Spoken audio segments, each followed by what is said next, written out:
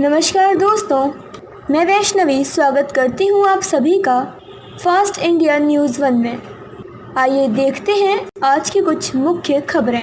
देश आज़ादी के दौर से गंभीर हालातों से गुजर रहा है, जिसके लिए भाजपा की केंद्र सरकार जिम्मेदार है। एक खास मुलाकात में पूर्व अल्पसंख्यक आयोजन के चेयरमैन शेख सुलेमान ने कहा कि आज गरीब लोगों को सामने रोजी रोटी का संकट पैदा हुआ है और आने वाले दौर में और भी गंभीर हालात होने की संभावना है। उन्होंने लॉकडाउन में लोगों को राशन देने पर बड़ा सवाल खड़े किए हैं। ऊटी विभाग पर आरोप लगाते हुए सुलेमान ने कहा है कि इस विभाग की CBCID जांच होने चाहिए, क्योंकि पूर्व विभाग द्वारा जो अनाज सरकार ने गरीबों को लिए वितरण कराने को कहा है, उससे ये विभाग ब्लॉक में बेच कर खा रहा है और लोग अनाज के लिए आज भी परेशान हैं। वहीं राशन डीलर अपनी मनमानी करने से जी, क्या नाम आपका? मेरा नाम शेख सुलेमान है और मैं यहाँ से 1989 में बहुजन समाज पार्टी से अफजलगढ़ विधानसभा क्षेत्र से विधायक रहा और 2003 से 6 तक उत्तर प्रदेश अल्पसंख्यक आयोग का चेयरमैन भी मैं रहा। ये देश में इस समय जो राजनीति के हालात हैं, देश की जनता पूरी तरह त्रस्त है, इस पर आप क्या कहना चाहते हैं? देखिए, मैं इस पे ये कहना चाहता हूँ कि अगर देश खुशहाल होगा तो हमारी जनता भी खुशहाल होगी, और अगर देश खुशहाल नहीं होगा तो जनता भी बदहाल होगी, परेशान होगी। इस वक्त हालांकि पहले से ही हमारे देश की आर्थिक स्थिति काफ़ी क्राइसिस में थी, लेकिन जब से ये वैश्विक महामारी कोरोना जब से आया है, ख़ास तौर से पूरे दुनिया के तमाम देशों में, उसके बाद से तो बहुत ज़्यादा हमारे देश के अंदर हालात जिस तरह से हैं वो सबके सामने जग ज़ाहिर हैं।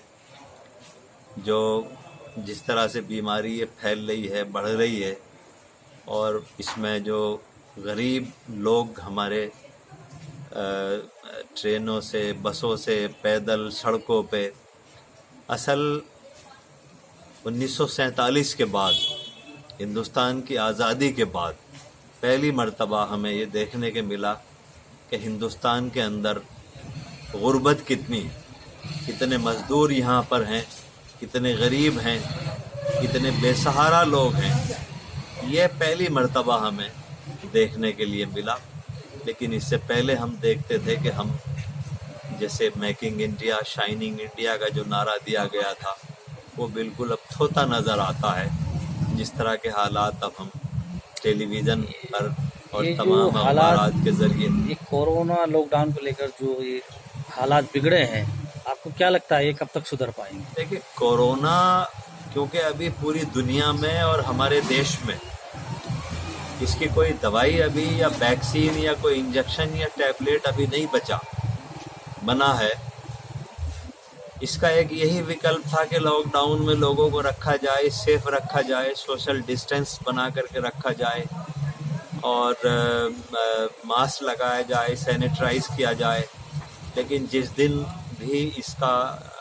टीके बन जाते हैं, वैक्सीन बन जाती है, कोई दवाई बन जाती है,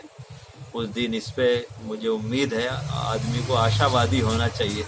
निराशावादी नहीं होना चाहिए। तो हमें उम्मीद है कि दुनिया में जिस तरह से हमारे साइंटिस्ट,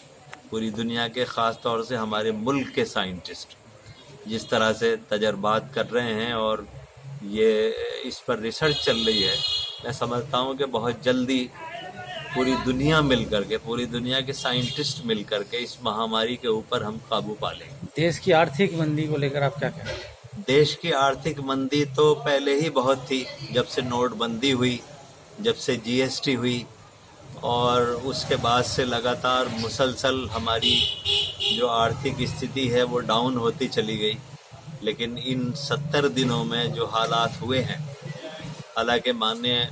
प्रधानमंत्री जी ने जो एक बहुत बड़ा पैकेज के नाम पर अभी जो ऐलान किया है, उसमें जो अर्थशास्त्री टेलीविज़न पर जिन्होंने अपनी अपनी जो एक्सपर्ट्स हैं, विशेषज्ञ हैं इकोनॉमी के,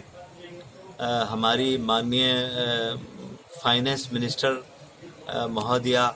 जब प्रेस कॉन्फ्रेंस करके डिक्लेयर करती थी, तो उसी के बाद एकदम से जो हमारे आर्थिक विशेषज्ञ और फाइनेंशियल एक्सपर्ट्स जो अपनी राय बताते थे कि ये ख़ास तौर से एक तरह से छलावा है, और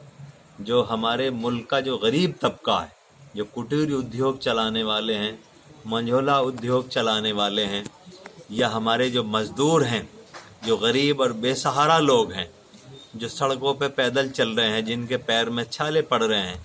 सीधे सीधे इनके खातों में पैसे जाने चाहिए और इनको अपने पैरों पे खड़ा होना चाहिए। हमने हिंदुस्तान की आज़ादी के बाद पहली मर्तबा हमें ये देखने के लिए मिला कि हिंदुस्तान के अंदर अभी भी 70 बरस के बाद इतनी गुर्बत है कि लोग अपने घरों पर भी नहीं जा रहे। माननीय प्रधानमंत्री जी की मैं आलोचना तो नहीं करूंगा, लेकिन इतना ज़रूर कहूंगा कि कदम तो उन्होंने बहुत सही उठाया था लॉकडाउन का, लेकिन बहुत जल्दी में उठाया था। हमारे देश में लोकतंत्र है, और लोकतंत्र में जहां सत्ता पक्ष है वहां विपक्ष का भी एक रोल होता है। और जो हमारे जो मेडिकल एक्सपर्ट्स हैं इस मामले में, उनको भी बुलाना चाहिए था, विपक्ष को भी बुलाना चाहिए था, खाद्य मंत्री को भी बुलाना चाहिए था। एक पूरा ब्लूप्रिंट तैयार करके, पूरा नेटवर्क तैयार करके, और स्पेशल ट्रेनें चला करके, स्पेशल बसें चला करके, जो दूसरे राज्यों में आज जो मज़दूर हमारे मारे फिर रहे हैं भूखे और प्यासे, और अब इतने दिन के बाद जो ट्रेनें और बसें चलाई जा रही हैं, और वो ट्रेनें भी सड़कों पे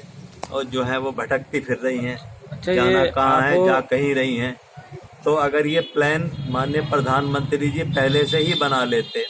और 4-5 दिन का या एक हफ्ते की अगर छूट दे दिए होते लॉकडाउन से पहले, जो इस वक्त देश के हालात ख़ास तौर से मज़दूरों के जो आए हैं सामने, जो संगठित मज़दूर है, असंगठित मज़दूर है, जो दिहाड़ी मज़दूर हैं, जो गरीब मज़दूर हैं, काम करने वाले, जिस तरह से वो तबाह और बर्बाद हो रहे हैं, उनको गांव में भी एंट्री नहीं दी जा रही,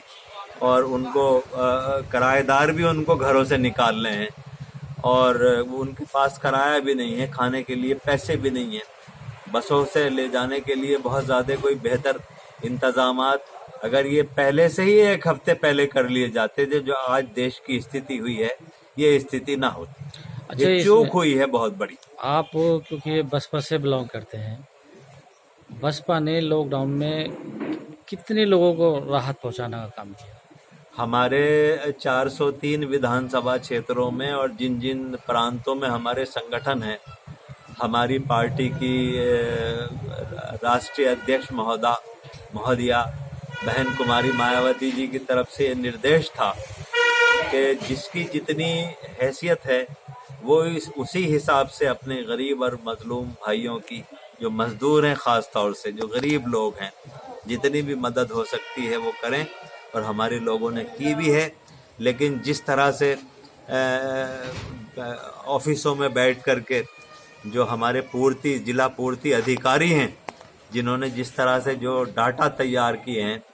मैं कहूँगा कि इसकी जांच होनी चाहिए। जिस तरह से ऐलान हुए थे उस तरह से लोगों को राशन के किट नहीं बांटे गए हैं। अगर ये सोशल ऑर्गेनाइजेशन, चाहे वो हमारी पार्टी की तरफ से हो, चाहे किसी भी सामाजिक संस्था की तरफ से हो, इन लोगों ने ज़्यादा काम किया है। लेकिन गवर्नमेंट के आज भी गोदाम गल्ले से भरे हुए हैं। क्या बेहतर होता कि अगर किसी के पास राशन कार्ड नहीं है तो बग़ैर राशन कार्ड के ही गरीब और मज़दूरों के पास उनके घरों पर राशन पहुंचाया जाता, ताकि वो अपना घर छोड़ने के लिए मजबूर ना होते। मैंने पहली जो प्रेस कॉन्फ्रेंस की थी माननीय प्रधानमंत्री जी ने, और उन्होंने निवेदन किया था देशवासियों से, और ये कहा था कि मैं निवेदन करता हूं कि सब अपने घरों में रहें, जो जहां हैं वहीं रहें, उनका इंतज़ाम किया जाएगा। अगर माननीय प्रधानमंत्री जी की जो टीम है, 11 टीम है ऑल स्टेट्स में, अगर वो ईमानदारी से काम कर लिए होते और अधिकारी उसको, उस प्लान को जो तैयार किया गया था गवर्नमेंट की तरफ से, चाहे सेंट्रल गवर्नमेंट हो चाहे स्टेट गवर्नमेंट हो, अगर अधिकारी उसे ईमानदारी के साथ अगर ज़मीनी सतह पे वो जो गल्ला तकसीम होना था मज़दूरों को, गरीबों को, मजलूमों को,